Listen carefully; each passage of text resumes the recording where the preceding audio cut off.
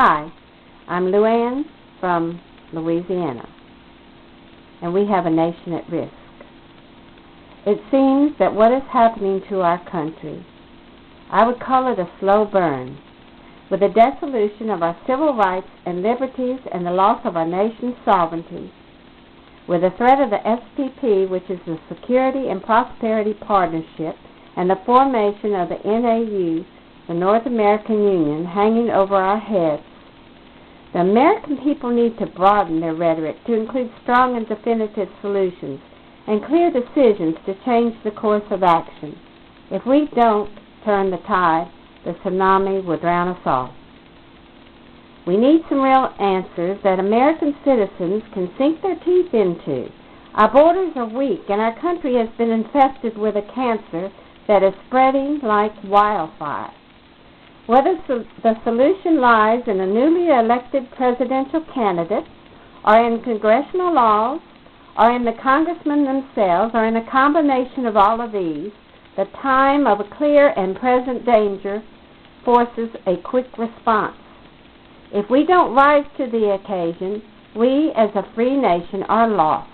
God bless us all if we don't. The following message is how I feel about the SPP and the developing framework for the North American Union, and it was sent to the White House. This is a message for President Bush and for any members of Congress who are willing to listen. If you really care for your country's future, you will hold dear to your heart your nation's best interests and will show valor and loyalty to your country first, over the dollar bill and over the relationships with other countries, promoting and encouraging the Security and Prosperity Partnership of North America is highly irresponsible and treasonable in every sense of the word.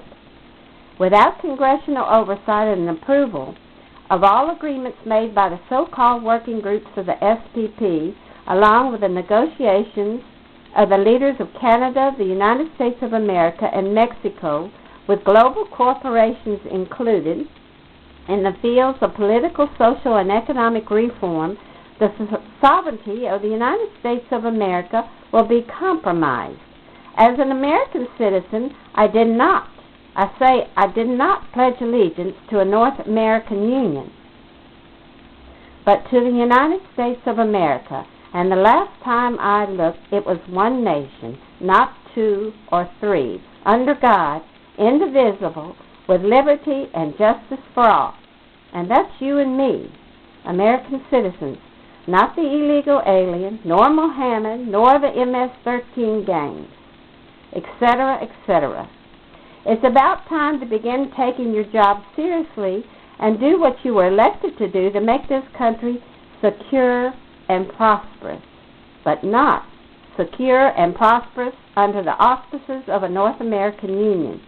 If you can't find a way to make this happen, then you may as well give this great country back to the Indians, because they sure did a better job of taking care of business than you are doing today.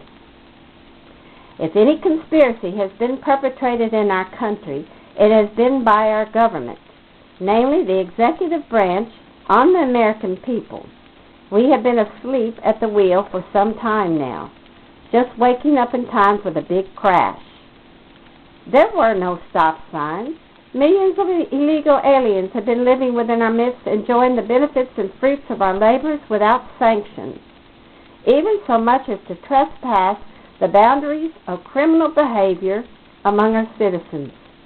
Mexican trucks in large numbers were ready to roll on our highways, approved by the United States Department of Transportation, but not by our Congress. A giant corridor, the NAFTA Superhighway, a 50-year project in the making, has already begun construction in Mexico to extend through the United States to Canada, with Mexican trucks transporting cargo and large containers from China and other foreign countries. Finally, this newly created beast will emerge in the disguise of a trilateral formation of a North American Union, including the United States, Canada, and Mexico, which will govern and administrate the political, social, and economic realms of our society, where the existing laws will be scrapped for the new ones without any congressional approval. There goes our sovereignty, and that's all, folks. It's howdy-doody time, and we are the dudes. A good question to contemplate: what should be the highest priority of the United States government? Would it be to defend and protect Iraq from insurgents, terrorists, and foreign invaders? Or would it be to defend and protect our nation's borders from illegal aliens, illegal gangs, and terrorists who are protected under the radar of the SPP, the Security and Prosperity Partnership, the NAU, the North American Union, and the Super NAFTA Highway? I can only imagine that the answer is very evident to an American citizen. To really understand the severity of this crisis to our nation, read and research Jerome Corsi's book, The Late Great USA, with documented facts, and visit the website, eagleforum.org. Thank you.